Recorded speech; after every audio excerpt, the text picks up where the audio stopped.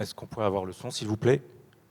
Je voudrais rajouter que les études Landscape ont été financées par le laboratoire Novartis, études que je vais vous présenter tout de suite.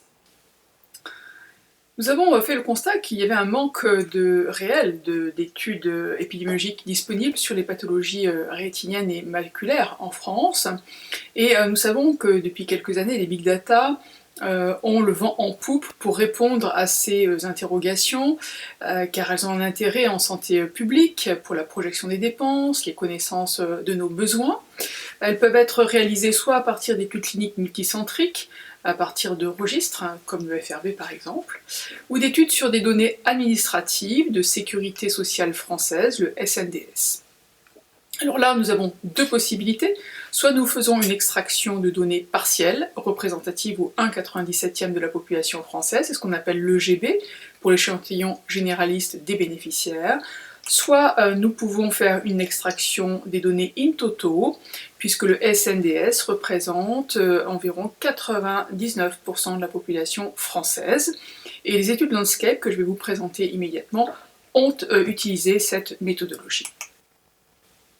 Alors commençons par l'étude Landscape sur l'œdème maculaire diabétique, qui a été tout à fait récemment publiée dans Pharmaceutics.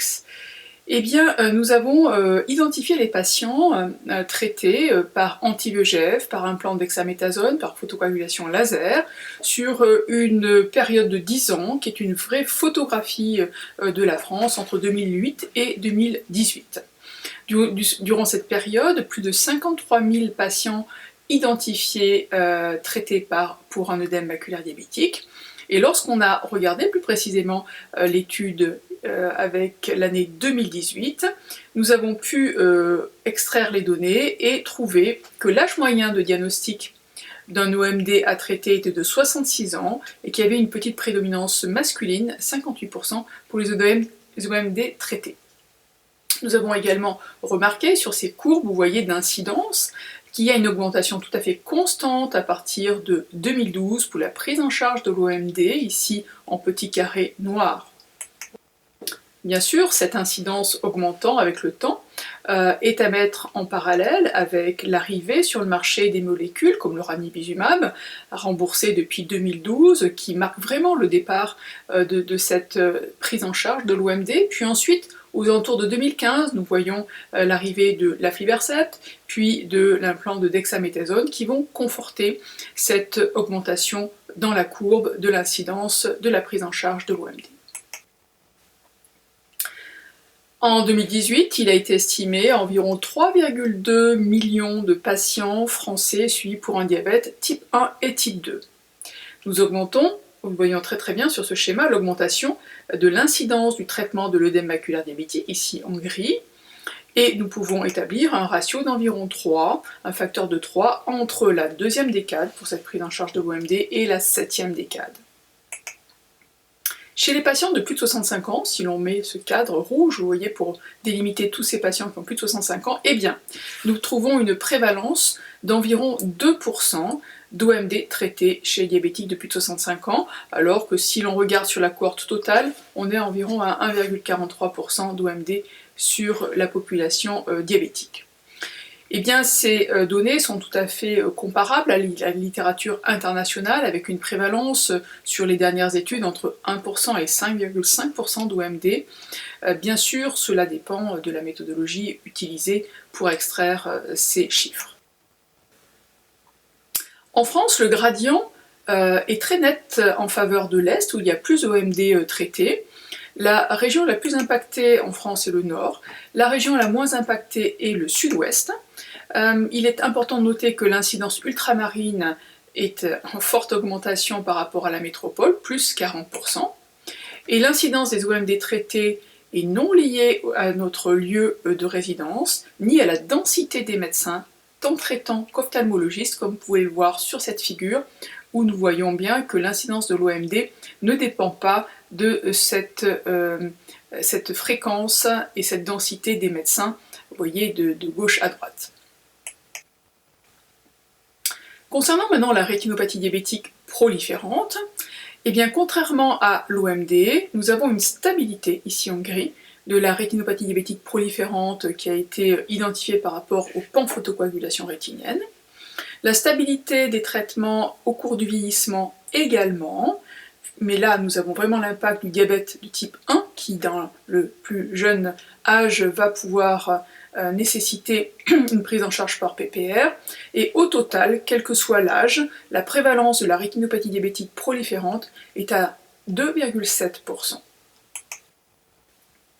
Concernant les comorbidités du patient OMD, nous voyons sur cette figure, sur ce schéma, que globalement on a près de 1/3 des patients qui sont pseudophaques, qu'environ 15% des patients sont traités par hypotonisant au moment où on fait le diagnostic de l'OMD. Et ça, ce sont deux notions importantes, puisqu'on peut considérer des implants corticoïdes, comme vous le savez, dans la prise en charge de l'OMD. Concernant les pathologies cardiovasculaires, on note d'emblée qu'on a à peu près 3/4 des patients qui ont une HTA, 15% qui ont un infarctus du myocarde, ou équivalent, et environ 12% qui ont fait un accident vasculaire cérébral. Et bien sûr, ce sont des données qui sont intéressantes si l'on veut discuter les éventuels effets secondaires des anti-VEGF au regard des pathologies déjà présentes chez ces patients. Concernant maintenant l'étude Landscape dans la DMLA exudative, alors la même méthodologie a été appliquée en identifiant les patients cette fois traités par anti-VEGF, la délivrance des médicaments, chez les patients de plus de 50 ans ou ayant eu un laser par PDT. Eh bien, durant cette période des 10 ans, plus de 340 000 patients ont été identifiés comme traités pour une DMLA exudative en France, soit 6,5 fois plus que les patients OMD. Nous avons ici cette fois une prépondérance plutôt féminine, 2/3 des patients, un âge moyen diagnostic comme nous le savons plus âgé, 81 ans, et cette DMLA exudative représente environ 1% de la population générale de plus de 50 ans. Nous avons une incidence qui est relativement stable sur les 10 années analysées, exception faite, vous voyez, des patients de plus de 85 ans, et plus de 80 ans qui ont une augmentation à partir de 2014 de la prise en charge. Donc cette pathologie, elle est âge dépendant, comme nous le savons tous. Ici, nous avons l'augmentation représentée sur la figure de gauche de l'incidence suivant l'âge. Et dans la figure de droite, nous avons les détails chiffrés de la prévalence. Et en 2018, la DMLA exudative était présente dans 0,005% de la population jeune, entre 50 et 55 ans, tandis que lorsqu'on regarde la population âgée de plus de 85 ans, la prévalence est fortement augmentée à plus de 6%. Concernant maintenant la répartition géographique de cette DMLA en 2018, l'incidence est plus marquée en Bretagne et dans le sud-est, l'incidence est plus faible dans le nord-est, vous voyez qu'on est en miroir avec la répartition dans l'OMD, le taux de DMLA est divisé par 3 en région ultramarine, DMLA exudative, la prévalence est environ à 0,3%, tandis que la population générale, comme je l'ai dit, environ à 1% en métropole. L'incidence est non liée à la densité des praticiens, ni au lieu de résidence, exception faite pour la DMLA, pour le milieu rural où il y a moins de diagnostics de DMLA exudative rapportés. Vous voyez ici la répartition des incidences en fonction du nombre d'ophtalmologistes pour 100 000 habitants, vous voyez qu'elle est relativement stable. Concernant les comorbidités du patient DMLA cette fois-ci, nous avons à peu près la moitié des patients qui ont été opérés de la cataracte au moment du diagnostic de la DMLA, ce qui veut dire qu'on aura une autre moitié potentiellement opérable, et nous savons qu'il y a peu d'impact de la chirurgie sur le devenir de la DMLA à partir du moment où le traitement de la DMLA est bien conduit. Cela a été rapporté récemment par une étude Big Data. 17% de patients traités par hypotonisant au moment du diagnostic de DMLA, donc la prévention des pics d'HTO liés aux IVT par anti-VEGF a du sens chez ces patients qui ont déjà un traitement hypotonisant, vraisemblablement soit une HTO, soit un glaucome déjà présent, comme les recommandations SFG-SFO l'ont rapporté en 2017. Un nouveau chiffre que nous n'avions pas, environ 13% de patients diabétiques présentent une DMLA, Et enfin, des pathologies cardiovasculaires associées, comme dans l'OMD, un peu moins d'HTA, vous voyez, 2/3 d'HTA versus 3/4 d'HTA chez l'OMD, et entre 10 et 12% d'infarctus du myocarde ou d'AVC à cet âge de la population. La prévalence de la DMLA en France est comparable aux données européennes que nous avons. Ici, une très belle étude de 2017 sur le sujet. Vous voyez ici à gauche l'étude Landscape. Par exemple, à 80-84 ans, nous avons environ une prévalence à 3%.